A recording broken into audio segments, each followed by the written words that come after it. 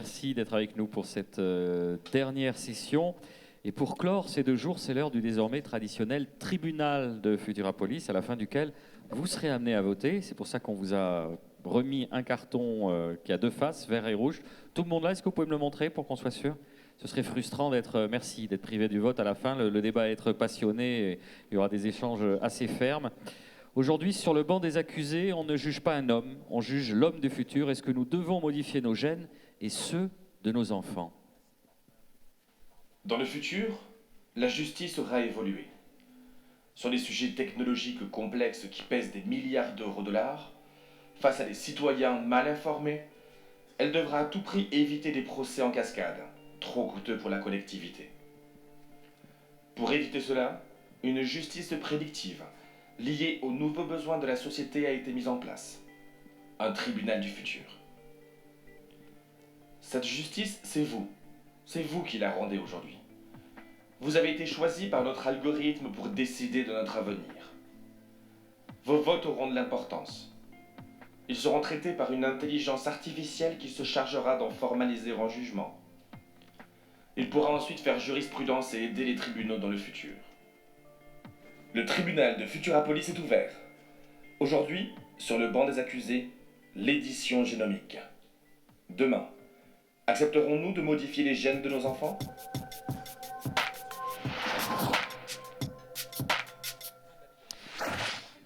Et pour nous aider dans ce débat, j'appelle nos grands témoins, Emmanuelle Rial-Sebag, juriste, directrice de recherche à l'INSERM en bioéthique et droit de la santé, Christian Satka, généticien, directeur de l'école de l'ADN de Nîmes, Jean-Michel Beignet, philosophe, qui a fait de la lutte contre le transhumanisme l'un de ses combats. Bien sûr, qui dit tribunal, dit procureur. Vous le connaissez sans doute, c'est Gérard Haas, maître Gérard Haas. Et enfin, pour animer les débats, je laisse la place à Loïc Rivalin. Il n'est pas interdit d'applaudir.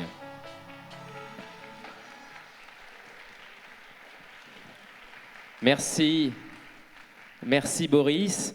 Vous l'avez entendu, merci chers témoins, merci d'être là avec nous. Vous l'avez entendu, nous allons voyager dans le temps pour nous permettre d'aborder cette riche question du génome humain. Alors nous allons partir du passé, pas longtemps, on va revenir en 2018 où il s'est passé quelque chose de très important et puis progressivement dérouler cette histoire prédictive que nous a offert nos algorithmes et partir en 2020, 2025, 2030 pour étudier un futur probable, possible, du génome humain et de nos choix politiques, moraux, scientifiques. Voulons-nous modifier les gènes de nos enfants pour empêcher par exemple de graves maladies, mais aussi les modifier pour les rendre plus intelligents, plus beaux, plus forts? Je vous propose de lancer tout de suite le premier cas et de revenir 1 an en arrière.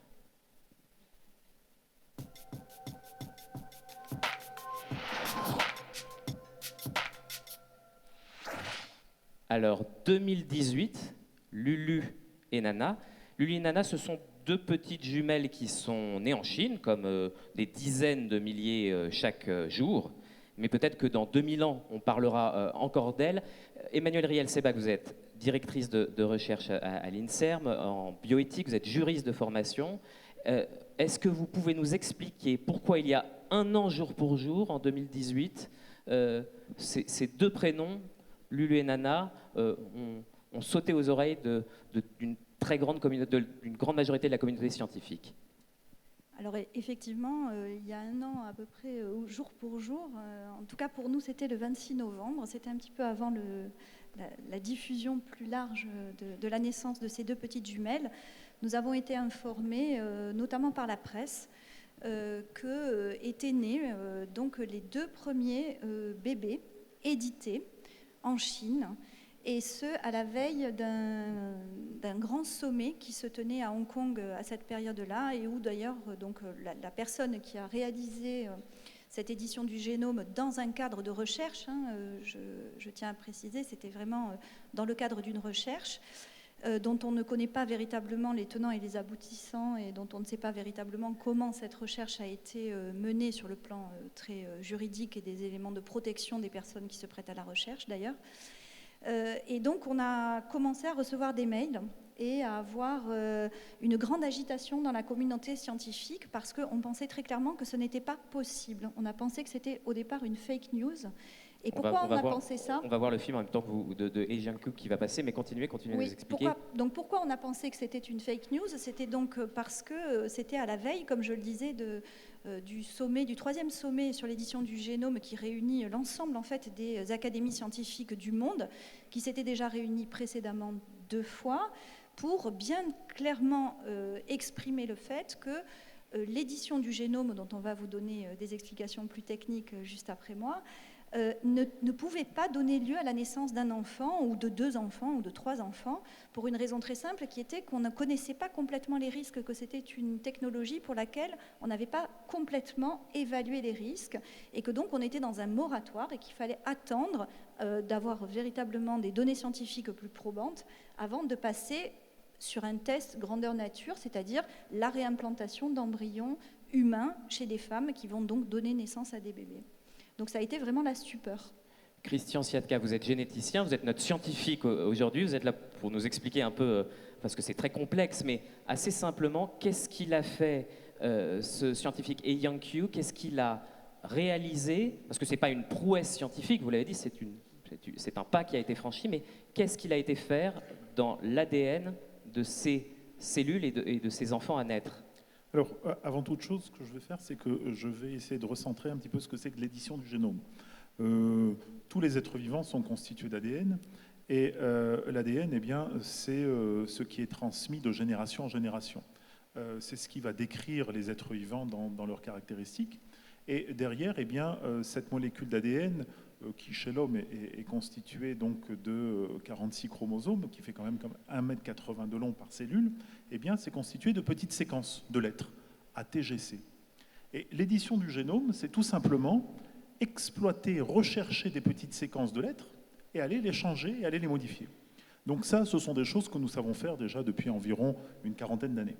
Là où il y a eu une prouesse révolutionnaire qui a été faite, c'est que cette édition du génome s'est faite sur des cellules donc sexuelles, c'est-à-dire du spermatozoïde et des ovules, qui ont été modifiées génétiquement avec des technologies extrêmement nouvelles qui ont à peine 7-8 ans, ces technologies que l'on appelle CRISPR-Cas9, et ces technologies permettent actuellement, avec une précision remarquable, d'aller rechercher des séquences et d'aller modifier ces séquences. Et donc, ce qu'a fait ce chercheur chinois, c'est que tout simplement, il a parti modifier des séquences génétiques, donc dans des cellules sexuelles, pour faire naître des enfants qui ne seront pas sensibles au VIH, au sida. Et donc, c'est quelque chose de très, très simple. Il est parti rechercher des petites séquences d'un gène, dans notre jargon, que l'on appelle CCR5.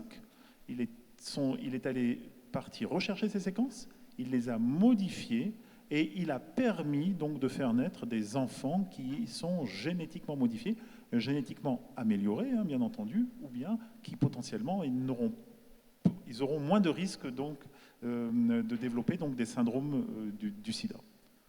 Jean-Michel Beignet, vous êtes notre philosophe, vous avez beaucoup écrit contre le transhumanisme. Ces 2 petites filles qui sont nées en Chine l'année dernière, ça part d'une très bonne intention, parce que c'était pour éviter qu'elles aient le sida plus tard. Est-ce que ce n'est pas une bonne raison de pratiquer cette chose-là? Ou est-ce que pour vous, non, ça y est, ce sont des cobayes humains qu'on a lancés comme ça sur une paillasse? On a évoqué le traumatisme qu'avait été la révélation de cette opération réalisée sur l'embryon de ces deux jumelles. Du côté philosophique, on s'est dit qu'avec cette technologie, on avait affaire à quelque chose qui nous donnait à penser que le vivant, c'était décidément beaucoup plus simple qu'on ne le pensait. Beaucoup plus simple qu'on ne le pensait, parce qu'on a présenté cette technologie comme pratiquement faisable par tout un chacun. On allait pouvoir faire presque de la biologie de garage. Il suffisait de faire du copier-coller, on décrypte un génome, on identifie les gènes qu'il faut soit inactiver, soit supprimer, etc. Et puis comme sur une bande magnétique, hein, ou sur un programme informatique, on coupe et on remplace, etc. Donc c'est surtout cette accélération dans la mécanisation du vivant qui a paru choquante à bon nombre de philosophes. Bon, c'est pas nouveau cela. Dès les débuts de la biologie génétique, on se servait également de la métaphore de la bande magnétique, hein, et tout paraissait très simple. Mais là, on était confronté à quelque chose qui produisait un effet absolument extraordinaire, puisqu'on modifie une lignée génétique, et avec des moyens qui étaient relativement simples. Alors, ce qu'on a également mis en évidence, c'est le pouvoir de contamination que pouvait avoir cette intervention sur les jumelles. Hein, et très très vite, après, a couru un fantasme, le fantasme de pouvoir identifier, par exemple, chez quelqu'un qui dispose d'un QI de 160, identifier le gène responsable de cette intelligence extraordinaire, hein, le prélever, hein, et puis l'injecter dans des gamètes, dans des spermatozoïdes, pour faire des lignées d'Einstein. On y a songé, les Chinois se sont mis également sur cette hypothèse. Donc c'est ça surtout, c'est cette espèce de chamboulement dans notre perception du vivant et dans l'idée que décidément tout est possible, on va parvenir à faire l'impossible. Moi j'ai une question à poser, Emmanuel. Emmanuel, vous nous avez parlé d'un moratoire.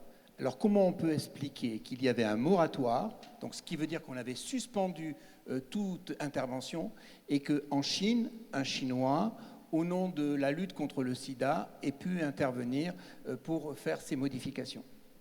Alors, je pense qu'on n'a pas tous les tenants et tous les aboutissants, soyons quand même très clairs sur la façon dont ce protocole de recherche a été mené en Chine. Ce que l'on sait, c'est que c'était malgré tout en complète contradiction avec le cadre juridique chinois, mais malgré tout, l'essai a eu lieu. Et pour un petit peu compléter ce que nous a dit M. Beignet, c'est que, bien sûr, la partie biologique peut se faire dans un garage. Mais par contre, ce qui va se passer avant, c'est-à-dire l'accès aux gamètes, le prélèvement et puis la réimplantation de ces embryons, ne peut se faire que dans un contexte qui est médicalisé. Donc il y a eu du soutien en Chine, on ne sait pas comment, etc. Donc le moratoire, en fait, ce sont des scientifiques qui s'entendent sur la façon de dérouler une innovation scientifique, mais bien évidemment, il n'y a pas de règles juridiques qui sont derrière, c'est-à-dire que ces règles, elles sont définies État par État. Donc c'est la raison pour laquelle ça a pu se faire. Après, véritablement, concrètement, pourquoi ça s'est fait, je ne sais pas. Par contre, je voudrais juste dire une chose qu'on n'a peut-être pas évoquée ici. Qu'est-ce qui était révolutionnaire aussi, c'est qu'on modifiait un génome qui était transmissible. C'est-à-dire que ce qu'on savait faire jusqu'à maintenant en matière de thérapie génique, c'était soigner des maladies génétiques sur un individu, une personne, sans qu'il y ait de transmissibilité. Là, la grande différence de ce qu'on fait chez l'embryon, c'est que non seulement, bien sûr, on va éditer le génome de l'embryon, mais que cette édition sera transmise aux générations futures. Et ça, c'est la première fois. C'est la première fois. Christian Siatka. Qui puisait, j'insisterai sur un point particulier, c'est la technologie avec laquelle cette modification a eu lieu. Cette technologie, alors comme je vous l'ai dit, c'est une technologie qui existe depuis maintenant, allez, on va dire un peu moins de 7-8 ans. On la maîtrise sous certains angles, mais il y a aussi de graves dangers parce qu'on sait faire des modifications ciblées avec ce type de technologie, mais actuellement, à ce jour, compte tenu des avancées que nous avons, eh bien, il n'y a pas aussi de garantie à 100% qu'il n'y ait pas d'autres dangers qui se fassent ailleurs, donc, dès que l'on va faire ce type de modification. Ce qui veut dire que lui, il a réussi à modifier un gène spécifique, mais nous n'avons aucune garantie qu'il n'y a pas d'autres gènes qui ont été aussi atteints. Et comme on a vu énormément fleurir dans la presse scientifique des articles qui disaient tout et son contraire. Elles allaient être plus intelligentes que la moyenne, elles allaient être plus stupides que la moyenne. On a tout vu. Ça fait partie des débats qui sont apparus, puisque la modification de ce gène CCR5 qui intervient naturellement dans des mécanismes de résistance au VIH, eh bien, il se trouve que lorsque des souris sont modifiées génétiquement sur CCR5, eh bien, il semblerait qu'elles augmentent leur capacité intellectuelle. Et on se demandait dans certaines publications scientifiques si ça ne faisait pas aussi l'objet d'une double étude. Essayer de combattre le sida ou essayer de tester peut-être des optimisations intellectuelles derrière. Mais ça, c'est un autre débat. On ne sait pas si c'est une fake news ou si c'est quelque chose d'avéré. Et ce sont des suppositions. Mais ce qui est important dans ce type de modification, c'est que rien n'est contrôlé. Et comme le disait ma collègue juste avant, c'est que c'est le caractère héritable. C'est-à-dire que nous sommes sur de l'hérédité, un patrimoine génétique qui est transmis de génération en génération. Et ce qui veut dire que là, vous venez de modifier une séquence, certes, dans un intérêt thérapeutique, mais imaginez-vous que vous ayez modifié d'autres gènes, eh bien, il y a toutes les générations qui vont en pâtir. Et ça, à ce stade, c'est quelque chose que nous ne pouvons pas contrôler, qu'il n'a pas contrôlé et qui n'est pas contrôlé. Ça fait partie aussi donc, de ce débat polémique et de ces types de dangers qui peuvent intervenir. Et Emmanuel Riel, c'est pas grave. Juste un autre danger que je voudrais soulever dès maintenant, qui est que finalement, encore une fois, cette modification, cette édition du génome a été faite dans un contexte de recherche. Et donc, ce qui veut dire que ces deux petites filles vont maintenant être scrutées, probablement toute leur vie, y compris pour essayer de valider un certain nombre d'hypothèses qu'on aura vues chez l'animal ou ailleurs ou in vitro. Et donc, il faut aussi se poser la question de leur humanité et de la façon dont elles vont pouvoir vivre leur propre vie. Et ça, j'imagine que pour les philosophes, c'est un sujet essentiel. On avait déjà eu un petit peu le précédent avec les bébés transgéniques. Hein. Parlez bien devant le micro, Jean-Michel. Oui. Donc, ça n'est pas tout à fait nouveau, ça, mais effectivement, on a deux jumelles martyrs, hein, d'une certaine façon, puisqu'on expérimente sur elles quelque chose de redoutable. Moi, ce qui me frappe surtout, c'est qu'on crée de l'irréversibilité. C'est ça. On crée de l'irréversibilité. Ce qu'on a fait, on ne pourra pas le retirer. Hein. On a inactivé CCR5 au niveau embryonnaire. Il est hors de question qu'on puisse revenir en arrière une fois ces jumelles nées. Hein. Donc, que la technologie crée de l'irréversibilité, c'est un vrai problème éthique, parce que ça suppose que on a pris la décision, les parents ont pris la décision pour ces jumelles d'être ce qu'elles vont être. Et ça, c'est quand même très grave. Ça veut dire que donc, à la naissance, on a préféré la construction. On a construit d'une certaine façon des enfants et on ne les a pas laissés naître. Et le problème, il est éthique, il est métaphysique. Alors elles sont, je vous l'annonce parce que je vois un peu dans le futur, une irréversibilité et elles ont créé un précédent. Ce que je vous propose de nous projeter quelques années plus tard. Nous étions en 2018, on passe allègrement sur 2019, on se retrouve 4 ans après en 2023.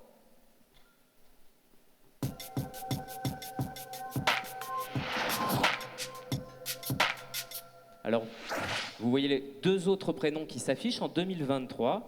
Les deux enfants dont on va parler, dont la presse va parler, d'après notre algorithme prédictif, ne s'appellent plus Lulu et Nana, enfin on continue à les suivre, c'est Ilyes et Penny. Alors je vous propose tout de suite de voir une photo de Ilyes. Ilyes, il est là, dans les bras de sa maman, de Siam et de Johan. Ilyes, il est né en France. Et il a beaucoup de chance parce que sa maman d'un côté c'est une ancienne bébé bulle qui aurait eu beaucoup de mal à atteindre les belles années qu'elle a désormais, mais grâce à la thérapie génique qui existe depuis quelques années en France, elle a pu, et qui sera encore plus performante en 2023, elle a pu donner naissance à un petit garçon, et puis elle a épousé Johan, et Johan il est atteint de mucoviscidose, mais lui aussi il a été traité grâce à la thérapie génique qui existe encore une fois depuis quelques années.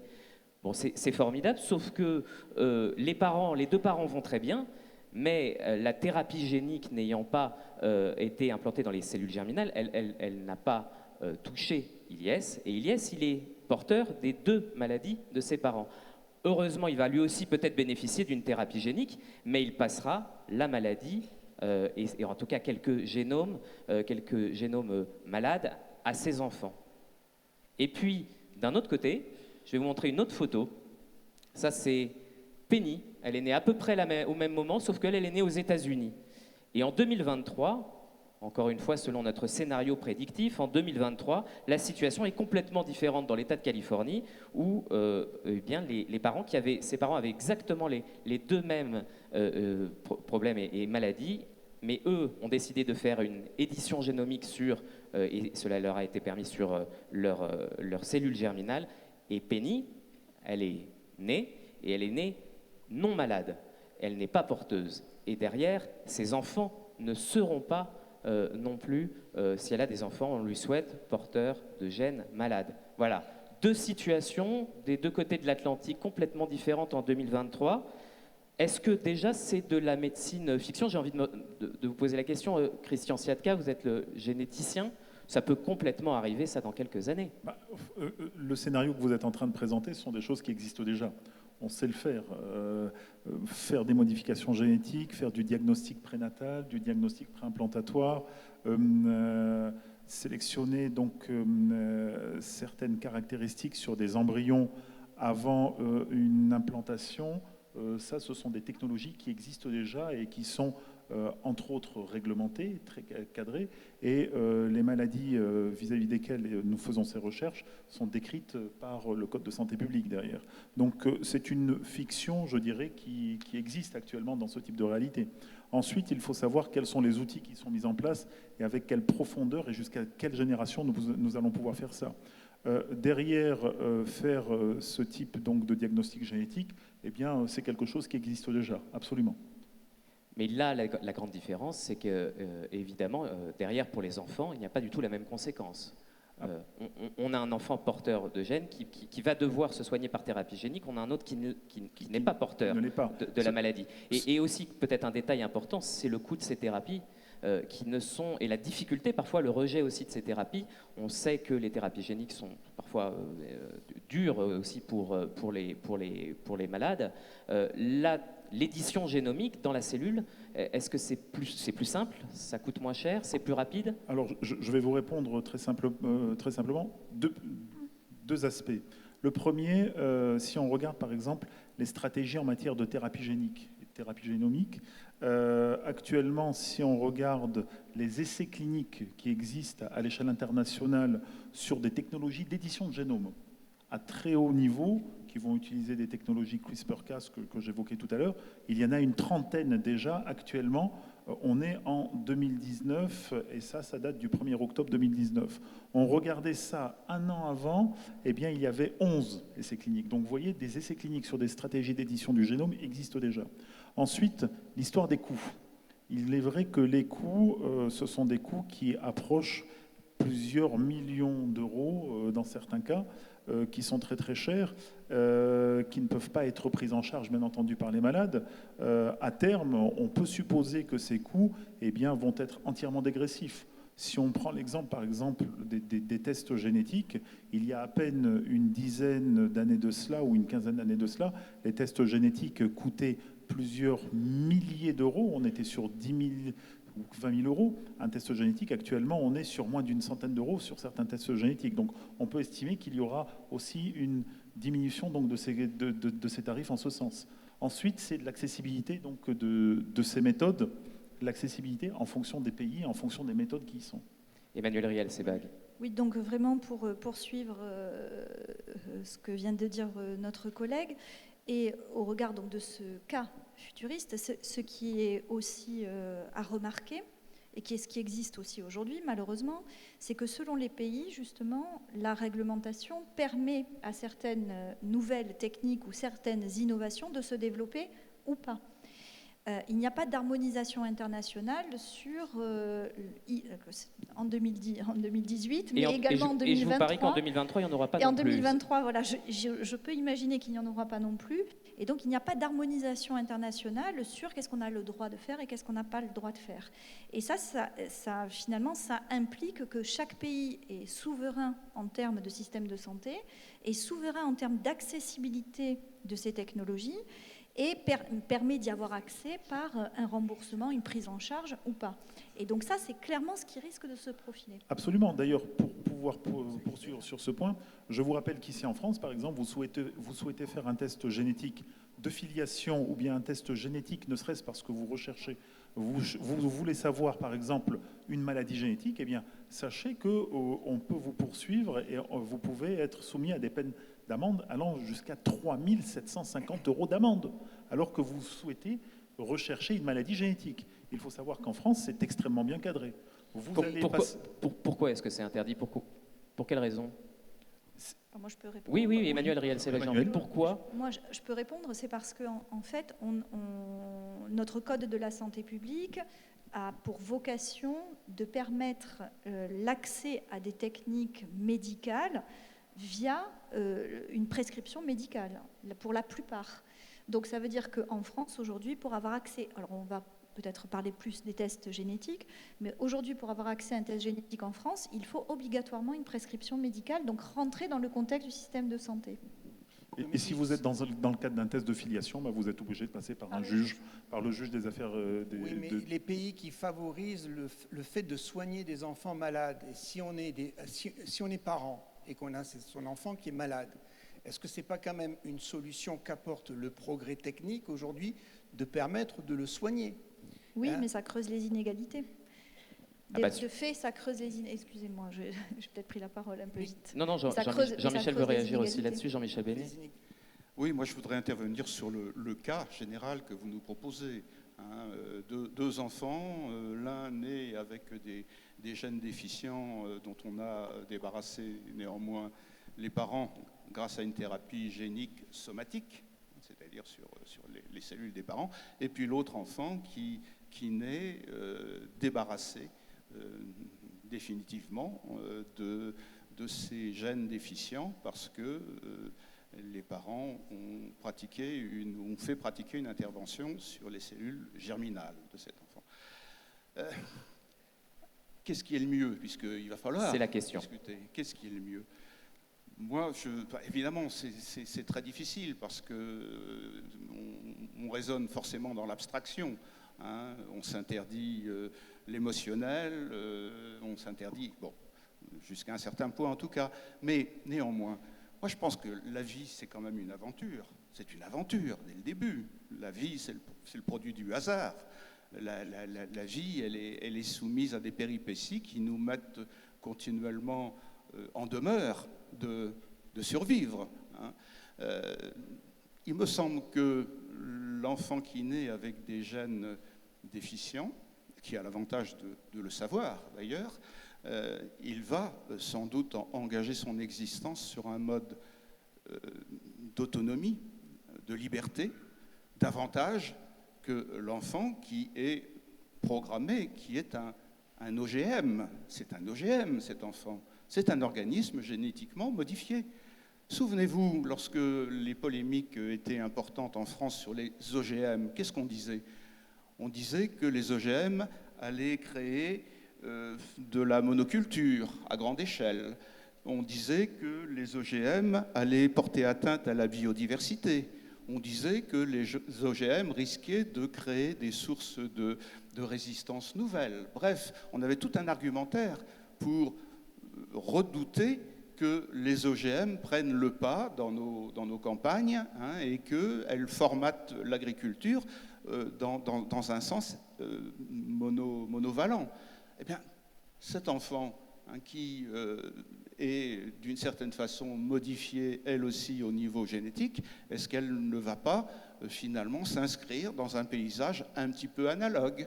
On en reparlera peut-être tout à l'heure, mais les auteurs de science-fiction savent bien toucher cela du doigt et montrer comment l'humanité, si elle est construite par la technologie, risque d'être une humanité dont la singularité sera érodée, et c'est des populations de zorglubes qu'on pourrait bientôt produire. Donc, s'il faut choisir entre l'aventure ou le formatage, moi je choisis tout de suite l'aventure. Je voudrais quand même demander aux philosophes, c'est que finalement, est-ce que le destin est une fatalité et on doit le subir, ou est-ce qu'on n'a pas le droit de modifier son destin, de l'améliorer, de le réparer, parce qu'au départ on parle de réparer, de l'améliorer, et finalement est-ce que ce n'est pas au nom de la liberté une possibilité qui doit être laissée à chacun? Monsieur l'avocat général, vous avez parfaitement raison de poser le problème sur ce terrain-là. Nous sommes des êtres humains parce que nous sommes des êtres d'antidestin. D'antidestin. Hein, le fondement même de l'humanisme, c'est de prendre le ciel d'assaut, hein, et de refuser le destin. Et la science et la technologie, c'est le résultat même de cette volonté d'antidestin. Maintenant, il y a une perversion à laquelle on assiste aujourd'hui, avec des technologies qui nous débarrassent du privilège d'être des êtres d'antidestin. Nous sommes de plus en plus le produit de ce que nous avons effectivement contribué à faire émerger, à savoir des dispositifs qui nous prennent en charge, hein, et qui nous évitent précisément d'être des êtres libres. Hein. Il faut une marge d'indéfinition, il faut une marge de hasard pour précisément exploiter notre vertu offensive contre le destin. Supprimez cela et vous supprimez à la fois le destin, vous faites triompher la nécessité qui règne dans le monde animal. Mais pourtant, vous êtes pour le soin thérapeutique, y compris le soin thérapeutique du génome, non transmissible, on l'a compris. Bien entendu, je suis à fond pour c'est un antidestin. Le développement, mais ça n'a rien de paradoxal. Hein, ou plutôt, à chaque fois qu'on a affaire aux technologies, on a affaire à un poison, hein, à une pharmacie. Hein. Il y a du poison dans le médicament et il y a du bienfait en lui. Donc à chaque fois, il faut se poser vraiment la question. Mais il faut simplement adopter une certaine échelle de valeur. Moi, je crois que nous sommes, dans le monde moderne, des êtres qui tenons beaucoup à notre autonomie. Hein. Nous avons développé la science et la technique précisément pour nous octroyer cette autonomie. Or, aujourd'hui, nous devons réaliser que nous sommes en train de développer des sciences et des technologies qui nous rendent de plus en plus hétéronomes.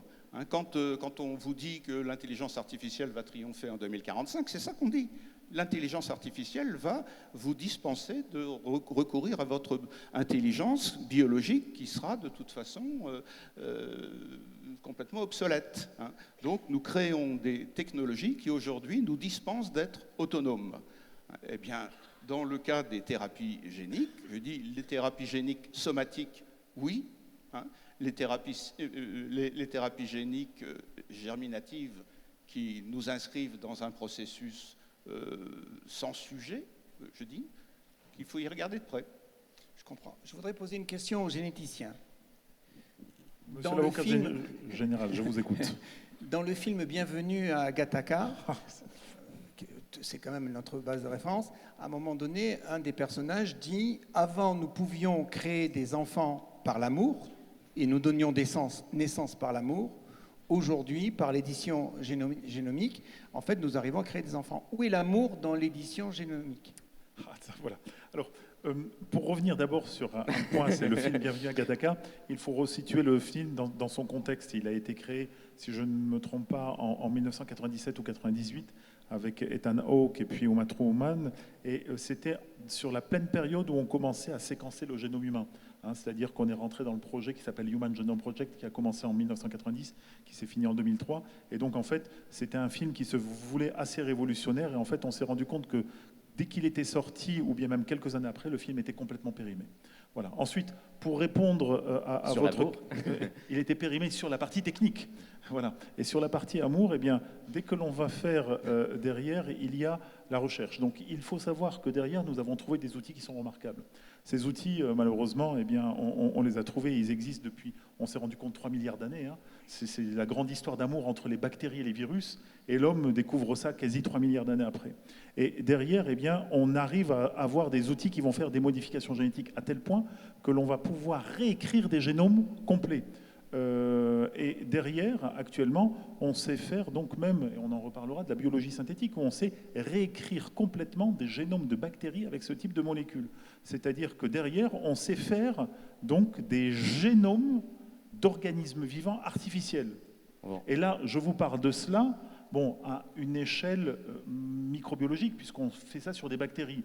De là à ce qu'on puisse le faire chez l'homme, réécrire complètement des gènes, refaire de l'édition génomique totale, il n'y a qu'un seul pas. crois que Jean-Michel, vous voulez dire un mot rapide, et puis après, 2030 nous attend. Oui, juste un mot, parce que je suis content que vous ayez évoqué Bienvenue à Gattaca. Parce que vous vous souvenez sans doute que dans ce film, le couple qui veut se faire un enfant consulte un médecin, noir en l'occurrence, qui leur ouvre le catalogue de toutes les possibilités qu'ils peuvent obtenir pour leur enfant à naître. Et à un moment donné, la question se pose, la couleur des yeux, enfin, etc. Et la mère, à un moment donné, dit « Mais peut-être qu'on pourrait laisser un petit peu de hasard. » Et vous vous souvenez sans doute de la réplique du médecin qui dit bah non, ne prenez pas ce risque, surtout ne prenez pas ce risque de laisser indéterminé l'un des aimants. Alors qu'est-ce qui fait que cette femme, qui savait où elle était, avec qui elle s'exprimait et ce qu'elle voulait, qu'elle revendique le hasard à un moment donné? C'est drôle, qu'elle veuille cette liberté, cette indétermination.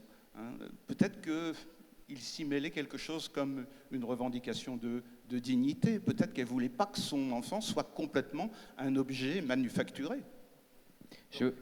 Pour répondre à un point de vue technique aussi sur cette notion de hasard qui est très importante, on parle de génétique et on pense que modifier les gènes, eh bien, c'est la solution à tous les problèmes. En fait, il faut savoir que nous avons nos gènes, notre ADN, mais il y a aussi ce qu'on appelle l'épigénome. Et ça, c'est quelque chose que l'on découvre depuis une dizaine d'années, qui est quelque chose extrêmement obscur et inconnu. On sait que 2 génomes identiques que l'on va implanter chez 2 souris complètement différentes, avec des environnements complètement différents, vont donner des souris qui auront des caractéristiques identiques, mais parce qu'ils ont été portés, ces 2 bébés, par 2 souris dans 2 environnements différents, vont avoir une empreinte complètement différente. Donc, vous voyez, les gènes expliquent des choses, mais aussi il y a cet environnement. Et cet environnement, c'est le hasard. Vous voyez, on est largement au-delà de la génétique. Et le hasard nous donne une transition parfaite, parce que je vous confirme qu'en 2030, le hasard aura légèrement reculé, puisqu'évidemment, le débat qu'on vient d'avoir en 2023, il est déjà périmé, parce qu'en 2030, on ne parle certainement pas de l'enfant du hasard, on parle de l'enfant parfait.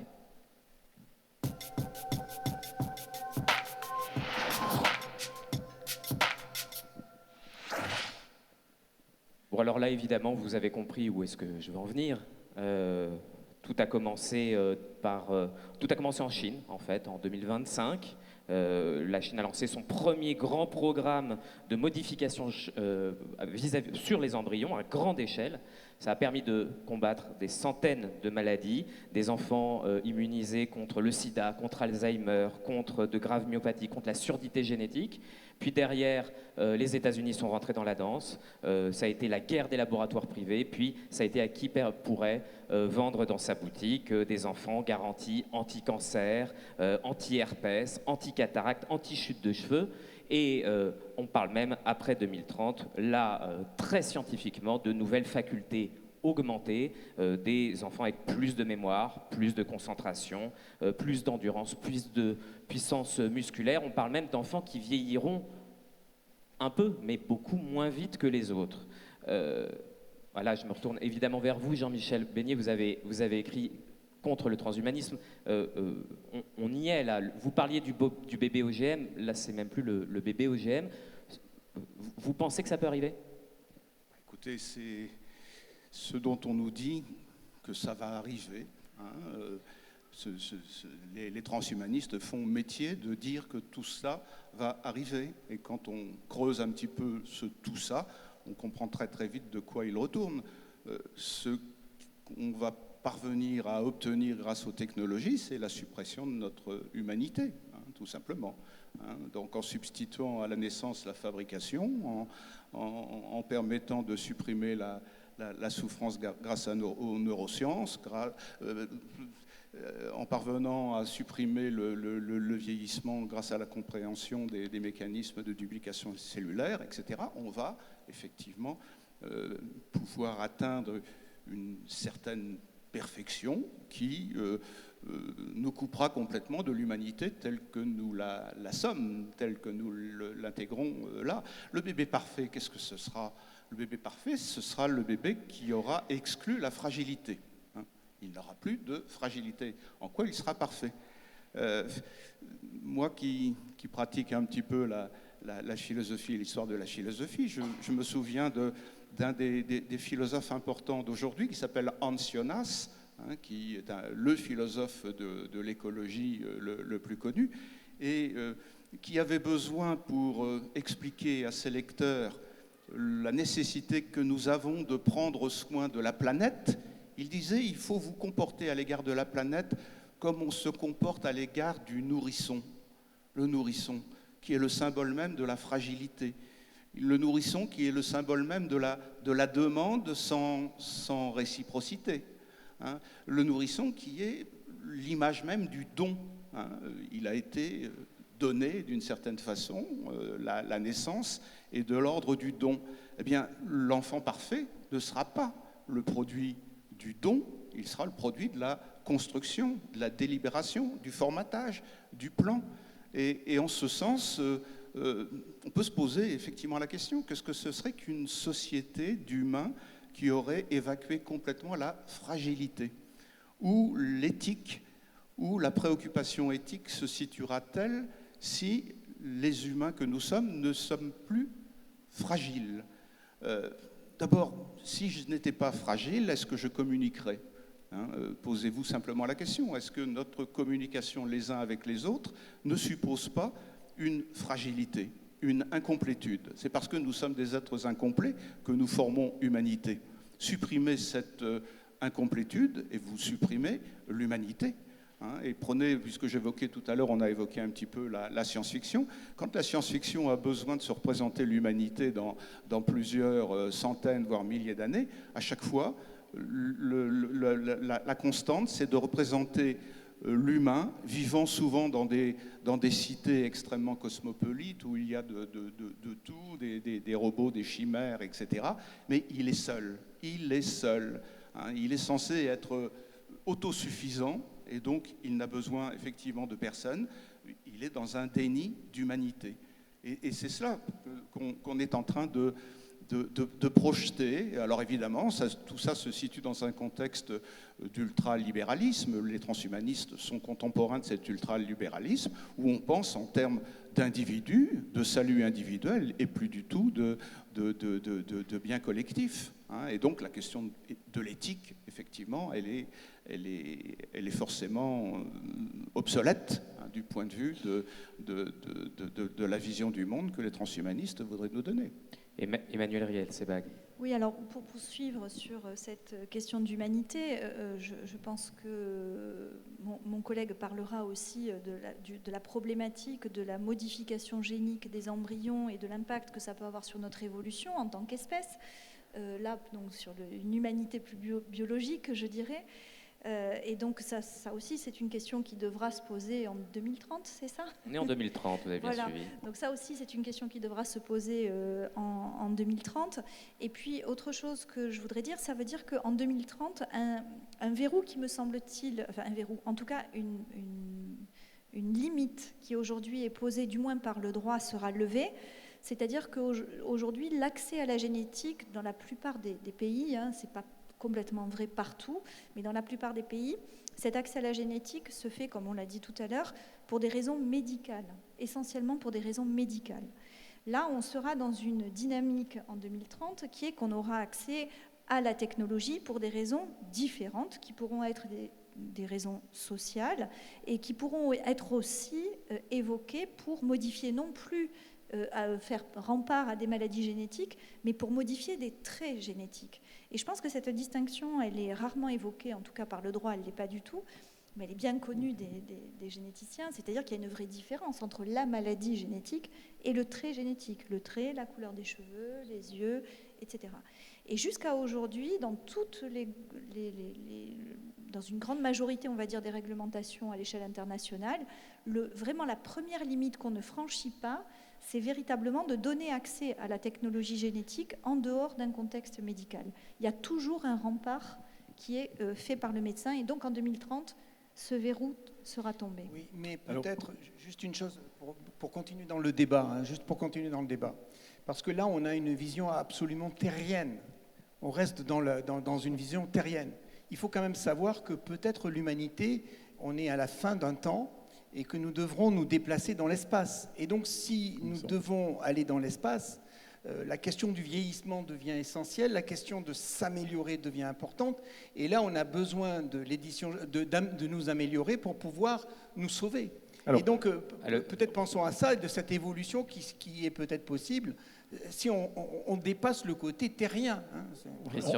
Vous voulez faire de l'édition dirigée, je le sens. Alors, en parlant d'évolution, quand on fait de la génétique, on est avant toute chose biologiste.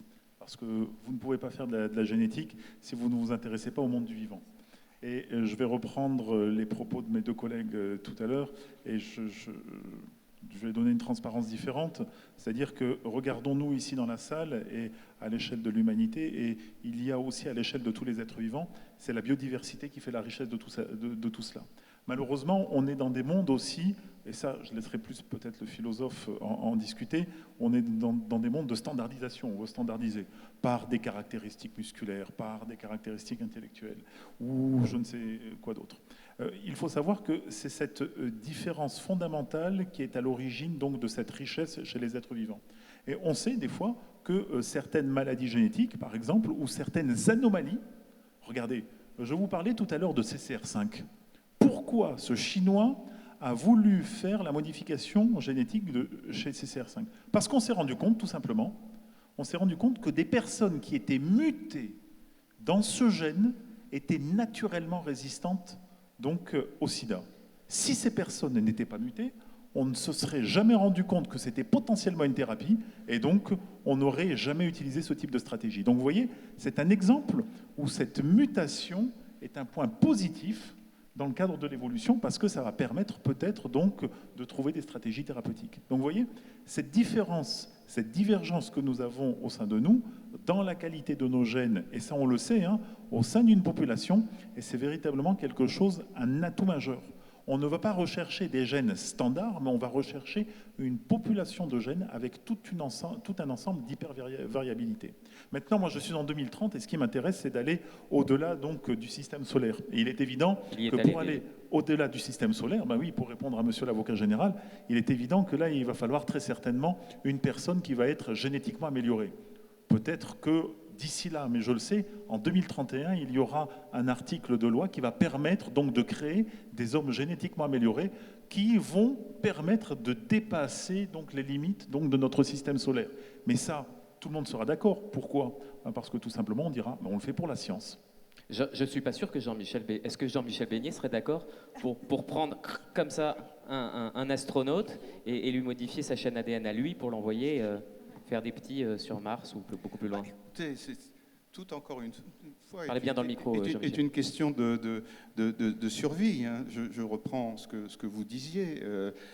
Les technologies dont on doterait cet astronaute ou dont on nous dote déjà aujourd'hui sont destinées à nous formater, hein, à nous standardiser, c'est-à-dire à nous construire sur un plan qui est considéré comme optimal.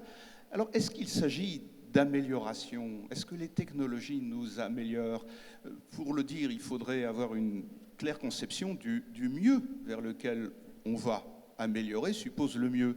Mais je vous signale qu'on parle plutôt d'augmenter que d'améliorer. On parle d'anti-herpès, anti-cataracte, anti-chute de cheveux, anti-obésité. Moi, il y en a un ou deux, je veux bien cocher quand même. Pardon ? C'est une vision du mieux pour certaines. On ne parle pas que des enfants augmentés. Il y a l'anti-cataracte, anti-herpès, anti-chute de cheveux. C'est un mieux. C'est pas du mieux, c'est de la restitution de ce qui doit être. Hein. On vous répare. En vous opérant de la cataracte, hein, on restitue une fonctionnalité que vous aviez déjà. Ça n'est quand même pas tout à fait la même chose que de vous donner la possibilité de voir la nuit ou d'avoir une mémoire absolument illimitée. Hein. Donc il faut bien faire la distinction entre ce qui est augmentation et ce qui est réparation. Hein, que la médecine nous répare, mais que demander de mieux, bien évidemment, et toujours mieux qu'elle le fasse. Là, pour le coup, elle a une représentation du mieux qui est la normativité qui est caractéristique du vivant. Maintenant, l'augmentation, c'est tout à fait autre chose. Là, on prend la décision de vous dire que pour être heureux, c'est une autre manière de parler de la santé aujourd'hui, pour être heureux, il faut que vous couriez très très vite, il faut que vous mémorisiez énormément, il ne faut pas que vous dormiez, hein, ce n'est pas la peine de perdre du temps, il faut un certain nombre de ces fonctions-là, et vous comprenez très très vite que, oui, parce que vous serez du coup extrêmement performant dans une société compétitive qui a besoin de faire beaucoup de profits, etc. C'est ce dont on n'a pas du tout parlé là encore, mais qui mériterait effectivement de constituer une petite fenêtre de discussion. La petite fenêtre va s'ouvrir du côté de la salle. Je ne sais pas si le micro est pas loin. Si on a juste le temps de prendre une question. Est-ce que quelqu'un a une question pour l'un de nos invités? Levez la main et levez-vous s'il y a des questions. Je ne vois pas bien. Voilà, ici, au deuxième rang, troisième. Parlez bien fort et levez-vous, s'il vous plaît. Merci. Pardon. Bonsoir. En fait, j'ai deux questions. Ça va? Ça marche? Allez-y. Alors, la première, c'est par rapport à cette modification génétique. On parlait d'améliorer les performances, notamment médicales, voire on supprime certaines maladies. Et qui peut aussi créer je pense, c'est cette volonté aussi de vouloir créer un être humain parfait physiquement avec des standards qui, je pense, créeront encore d'autres discriminations dans le futur. Bon, j'espère que j'y serai pas. Et je voulais savoir, en fait, ce que surtout par rapport aux philosophes, qui a l'air d'être quand même assez appuyé sur l'idée qu'on devrait laisser la chance au hasard, de savoir dans un futur où éventuellement on pourrait sélectionner les gènes les meilleurs pour envoyer des gens sur l'espace ou que sais-je. Est-ce que vous pensez que dans ce futur-là, des relations pourraient être créées? Parce que, par exemple, on a beaucoup parlé de réseaux sociaux, d'impact aujourd'hui de l'IA, etc. Et on se rend compte quand même qu'il y a une génération actuelle qui cherche à recréer le lien social. Donc, qu'est-ce que vous pensez de ça? Et la deuxième question, je ne sais pas si... Si elle est plus courte, oui. Si elle est plus longue, non. Non, la deuxième, elle est plus courte. C'est par rapport au test ADN génétique. C'est interdit en France, il y a des amendes. Bon, je vous invite à aller sur YouTube, vous allez vous apercevoir qu'il y a de nombreuses personnes qui les font, parce que les États-Unis le permettent. Dans cette quête-là, par exemple, une petite histoire très, très courte, je promets, c'est dans la recherche de la filiation en France, où un enfant recherche à reconnaître un parent, il a réellement besoin de le savoir pour, je ne sais pas, des raisons personnelles. En France, est-ce que c'est autorisé ou pas? C'est-à-dire qu'on parlait de la loi, il y a des recherches, etc. Est-ce qu'on peut autoriser à quelqu'un de trouver ça par rapport au test ADN, de le justifier Alors, je vais répondre rapidement sur les tests génétiques. Ensuite, je laisserai la parole à mon collègue sur la première question. Les tests génétiques, la deuxième. La question génétique. Donc, rapidement, sur ce type de point. Il faut savoir, je vais vous raconter quelque chose qui moi, m'a surpris. Je regardais quelques publicités qui passaient. Bon, je ne sais pas si c'était soit sur la première ou sur la deuxième plus grande chaîne donc, française. Et je voyais donc des publicités pour MyHeritage DNA. MyHeritage DNA. J'ai été surpris, mais à aucun moment donné dans la publicité, ils disent qu'ils font des tests génétiques. Ils disent « Ah, mais on vous permet de rechercher de la filiation, on fait de la généalogie ». Et il faut savoir que ce type est vraiment borderline sur la partie juridique, parce que comme je vous le disais, en France, c'est strictement, c'est pas interdit, c'est réglementé.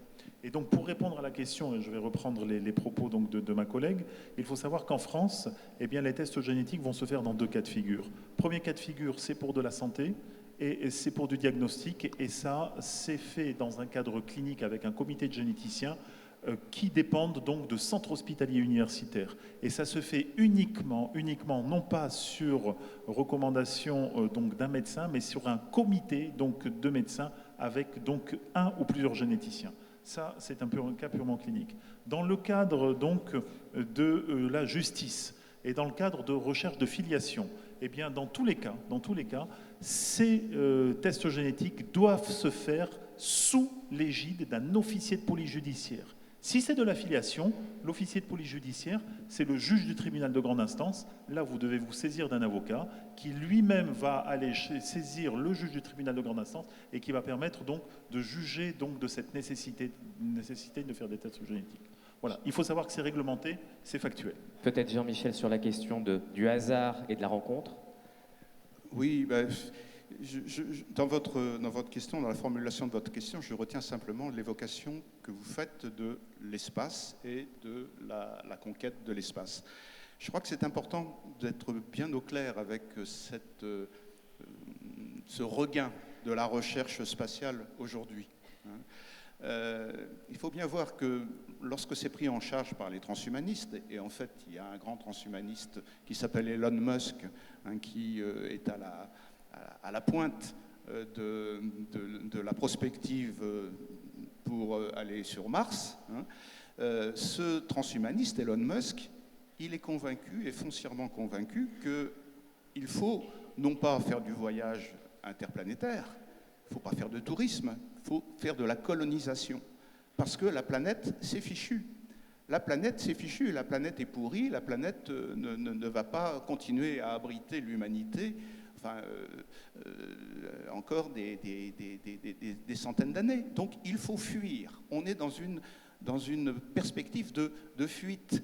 Et du coup, effectivement, si on pense l'humain augmenté dans ce scénario, c'est évidemment sur la base de l'idée que les êtres qui vont aller coloniser Mars vont devoir résister à des pressions sélectives, comme disent les darwiniens, des pressions sélectives qui ne sont pas celles de la planète Terre.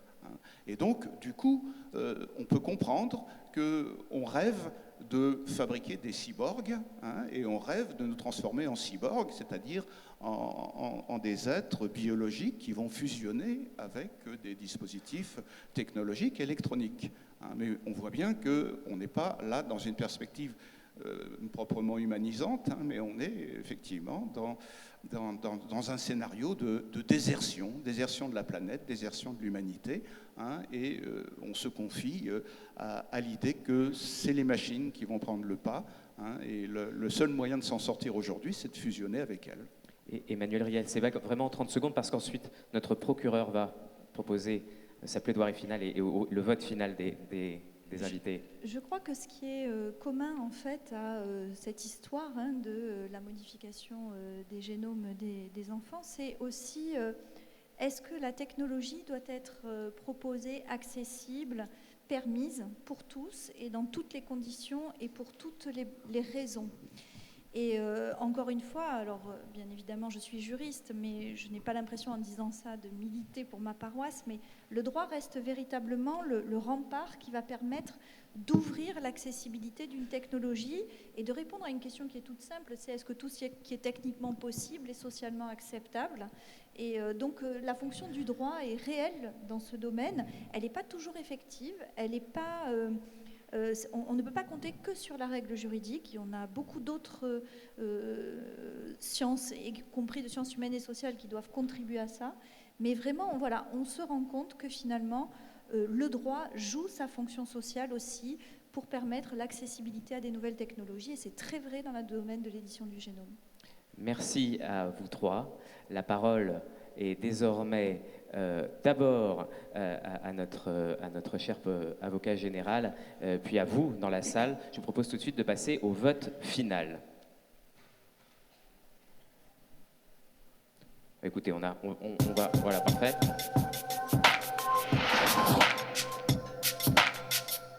À vous de voter. Juste avant, cher procureur, le public et l'audience vous attend pour votre plaidoirie finale.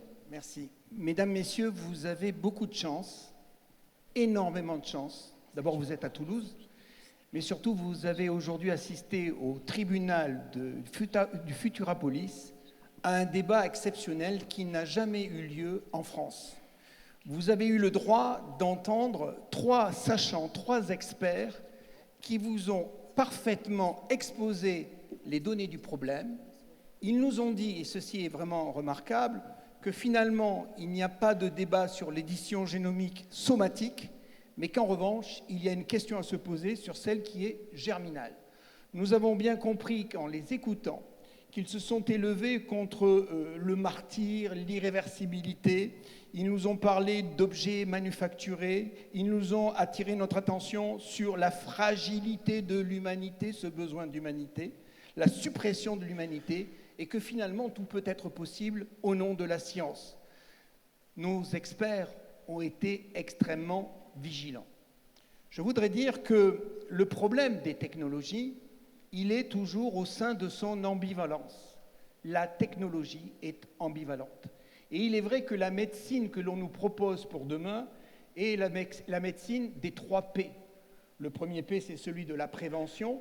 On a vu qu'elle existe aujourd'hui. Le deuxième, il est en train de naître, c'est celui de la prédiction. Le troisième, c'est celui de la participation.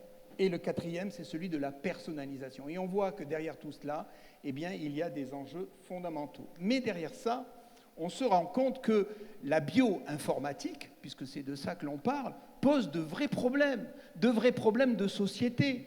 Où commence et où s'arrête le respect de la vie privée? Il était dans tous nos débats, il y a un choix de société derrière cela.